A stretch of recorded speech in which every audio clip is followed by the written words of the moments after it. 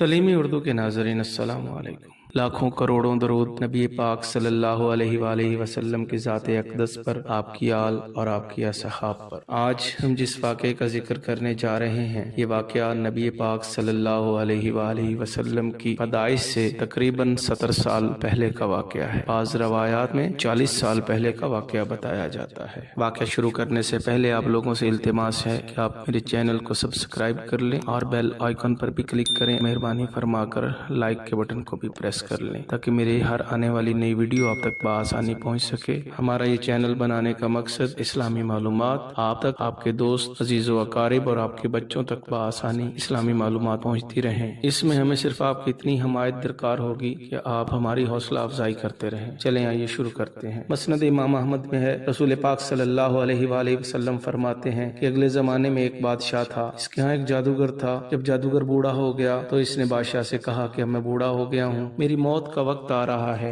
मुझे कोई ज़हीन बच्चा सौंप दो तो मैं इसे जादू सिखा दूं। चुनाचे एक ज़हीन लड़के को वो तालीम देने लगा। लड़का इसके पास जाता तो रास्ते में एक राहिब का घर पड़ता था, जहाँ वो इबादत में और कभी वाज में मशगूल होता। ये भी खड़ा हो जाता और इसके तरीका इबादत को देखता और वाज सुनता और आते जाते यहाँ रुक जाया करता था। जादूगर भी मारता और माँ बाप भी, क्योंकि वहाँ भी देर से पहुँचता और यहाँ भी देर से आता। एक दिन इस बच्चे ने राहिब के सामने अपनी ये शिकायत बयान की। राहिब ने कहा कि जब जादूगर तो इससे पूछे कि क्यों देर लग गई तो कह देना घर वालों ने रोक लिया था, और घर वाले पूछें तो कह देना कि आज जादूगर ने रोक लिया था। यूं ही एक जमाना गुजर गया। एक तरफ तो जादू सीखता और दूसरी जानिब कलामुल्लाह और दीन इलाही सीखता रहा। एक दिन वो देखता है कि रास्ते में एक जबरदस्त हैबतनाक जानवर खड़ा हुआ है। इसने लोगों की आमदोरफ्त बंद कर रखी है। उधर वाले इधर और इधर वाले उधर नहीं आ सकते और वो सब लोग इधर उधर हैरान और परेशान खड़े हैं। इसने अपने दिल में सोचा कि आज मौका है कि मैं इम्तिहान कर लूं कि राहिब का दीन अल्लाह को पसंद है या जादूगर का। इसने एक पत्थर उठाया और यह कहकर इस पर फेंका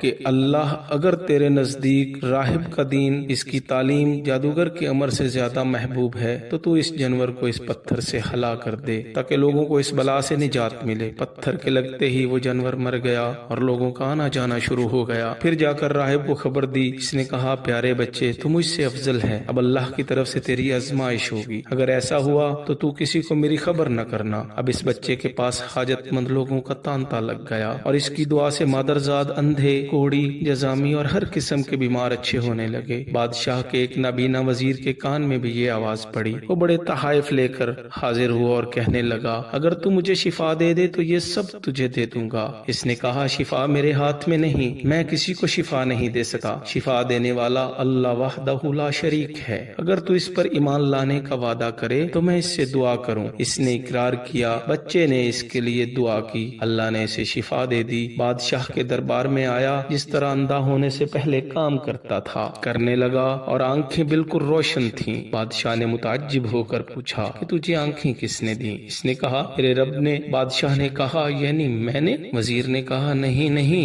मेरा और तेरा रब अल्लाह है। बादशाह ने कहा, अच्छा, तो क्या मेरे सिवा तेरा कोई और भी रब है? वजीर ने कहा, हाँ, मेरा और तेरा रब अल्लाह अज़्ज़ा वजल है। अब इसने मारना शुरू कर दिया और तरह तरह की तकलीफें और एज़ाएं पहुंचाने लगा और पूछने लगा, तुझे ये तालीम किसने दी? आखिर इसने बता दिया कि इस बच्चे के हाथ पर मैंने इस्लाम कबूल किया है। और इसने इसे बुलवाया और कहा, अब तो तुम जादू में खूब कामिल हो गए हो कि अंधों को बेनाई और बीमारों को तंदुरुस्त करने लग गए हो। इसने कहा, गलत है, मैं न किसी को शिफा दे सका हूँ और न ही जादू। शिफा तो अल्लाह अज़्ज़ा वजल के हाथ में है। कहने लगा, यानी मेरे हाथ में है, क्योंकि अल्लाह तो मैं ही हूँ। इसने कहा, हरगिज नहीं। कहा, फिर तो क्या मेरे सिवा किसी और को रब मानता है? तो वो कहने लगा, हाँ, मेरा और तेरा रब अल्लाह ताला है। इसने अब इसे भी तरह तरह की सजाएं देना शुरू की, यहाँ तक कि राहिब का पता लगा लिया। राहिब को बुलाकर इसने कहा, तू इस्लाम को छोड़ दे और इस दिन से पलट जा। इसने इनकार किया तो इसे बादशाह ने आरे से चीर दिया और ठीक तो टुकड़े करके फेंक दिया। फिर इस नौजवान से कहा, तू भी इस दिन से फिर जा, मगर اس نے بھی انکار کر دیا تو بادشاہ نے حکم دیا کہ اسے فلاں پہاڑ پر لے جائیں اور اس کی بلند چوٹی پر پہنچ کر اسے اس کے دین کو چھوڑنے کا کہیں، اگر مان لے تو اچھا ورنہ وہی سے لڑکا دیں۔ چنانچہ یہ لوگ اسے لے گئے۔ جب وہاں سے دھکا دینا چاہا تو اس نے اللہ تبارک و تعالیٰ سے دعا کی، اے اللہ جس طرح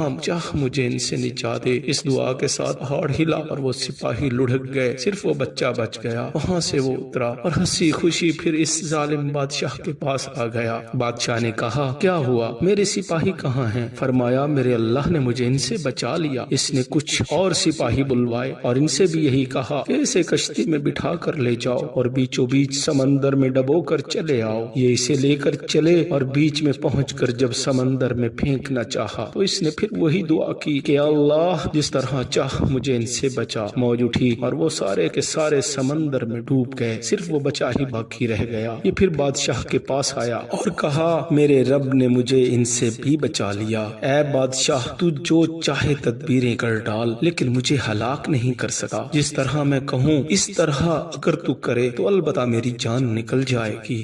اس نے کہا، کیا کروں؟ فرمایا، تو ان لوگوں کو ایک میدان میں جمع کر، پھر کھجور کے تنے پر سولی چڑھا اور میرے ترکش میں سے ایک تیر نکال، میری کمان پر چڑھا اور بسم اللہ رب حاذل غلام، یعنی اس اللہ کے نام سے جو اس بچے کا رب ہے، کہہ کر وہ تیر میری طرف پھینک تو مجھے لگے اور اس سے میں مروں گا۔ چنانچہ بادشاہ نے یہی کیا، تیر بچے کی کن پٹی میں لگا، اس نے اپنا ہاتھ اس جگہ رکھ لیا اور شہید ہو گیا۔ اس کے شہید ہوتے ہی لوگوں کو اس کے دین کی سچائی کا یقین آ گیا۔ چاروں طرف سے یہ آوازیں اٹھنے لگیں کہ ہم سب اس بچے کے رب پر ایمان لا چکے ہیں۔ یہ حال دیکھ کر بادشاہ کے مصاحب گھبرائے اور بادشاہ سے کہنے لگے، اس لڑکے کی ترکیب ہم سمجھے ہی نہیں۔ دیکھیے اس کا یہ اثر ہوا کہ یہ تمام لوگ اس مذہب پر ہو گئے۔ ہم نے تو اس لیے قتل کیا تھا کہ کہیں یہ مذہب پھیل نہ جائے، لیکن وہ ڈر تو سامنے ہی آ گیا اور سب مسلمان ہو گئے۔ بادشاہ نے کہا، اچھا یہ کرو کہ تمام محلوں اور راستوں میں خندقیں کھدواؤ، ان میں لکڑیاں بھرو، اس میں آگ لگا دو، جو اس دین سے پھر جائے اسے چھوڑ دو اور جو نہ مانے اسے اس آگ میں ڈال دو۔ ان مسلمانوں نے صبر و ضبط کے ساتھ آگ میں چلنا منظور کر لیا اور اس میں کود کود کر گرنے لگے۔ البتہ ایک عورت جس کی گود میں دودھ پیتا چھوٹا بچہ تھا، وہ ذرا ہچکچائی تو اس بچے کو اللہ نے بولنے کی طاقت دی۔ اس نے کہا، ماں کیا کر رہی ہو؟ تم تو حق پر ہو، صبر کرو اور اس میں کود پڑو۔ یہ نوجوان جس نے اپنے قتل کا طریقہ بتایا تھا، ان کا نام تاریخ میں عبداللہ بن تامر تھا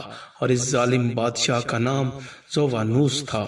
اس نوجوان شہید کو دفن کر دیا گیا تھا اور حضرت عمر ابن خطاب کی خلافت کے زمانے میں یمن میں کھدائی کے دوران ان کی قبر سے انہیں نکالا گیا تھا اور ان کی انگلی اسی طرح ان کی کن پٹی پر رکھی ہوئی تھی جس طرح بوقت شہادت تھی، اور ہاتھ ہٹانے پر خون بہنے لگا۔ اس واقعہ کو اللہ تعالیٰ نے سورۃ البروج میں ذکر فرمایا ہے اور حدیث میں اس کی وضاحت ہے۔